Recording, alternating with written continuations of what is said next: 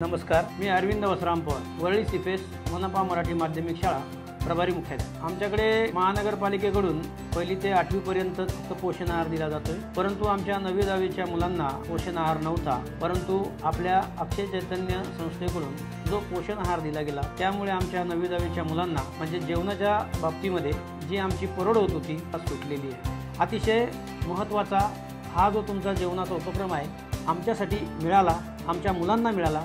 जी मुलं सकाळी कुठल्याही प्रकारचे जेवण न करून येता शाळेमध्ये येत होती त्या मुलांना जेवणाची अत्यंत महत्त्वाची आवश्यकता होती आणि ती तुमच्या अक्षय चैतन्य संस्थेकडून मिळाल्यामुळे आमच्या मुलांची ती समस्या सुटल्याने आज आम्हाला खूप मोठा आधार तुमच्या अक्षय चैतन्य संस्थेकडून मिळालेला आहे। आमची मुलं जेवण करताना सुद्धा खूप आनंदाने जेवण करतात आणि आम्ही 2-3 वाजेपर्यंत विद्यार्थ्यांना थांबवलं तरीही विद्यार्थ्यांमध्ये आता जेवण केलेलं असल्यामुळे थकवा जाणवत नाही। जो पोषण आहार दिला जातो त्या पोषण आहारामध्ये रोज एकच समजा जेवण जर रोज दिल्या गेलं तर ते जेवण खावंसं वाटत नाही, परंतु तुमच्याकडून रोज वेगवेगळ्या पद्धतीने जेवण दिलं जातं, वेगवेगळ्या भाज्या दिल्या जातात। त्यानंतर दुसरं म्हणजे तुमच्या डाळ ही वेगवेगळ्या प्रकारची तुम्ही देता, कधी कधी सांबर देता, शनिवारी तुम्ही त्यांना स्वीट देता आणि मुलेच नव्हे तर आमचे जे पालक आहेत ते पालकसुद्धा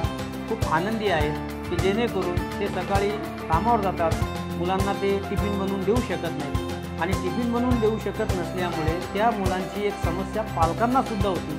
पण त्या पालकांनी आम्हाला स्वतःहून येऊन सांगितलं की सर आपण हा शाळेमध्ये जो अक्षय चैतन्याचा उपक्रम राबवला आहे तो अतिशय चांगला आहे, आमच्या मुलांना याची खूप आवश्यकता होती।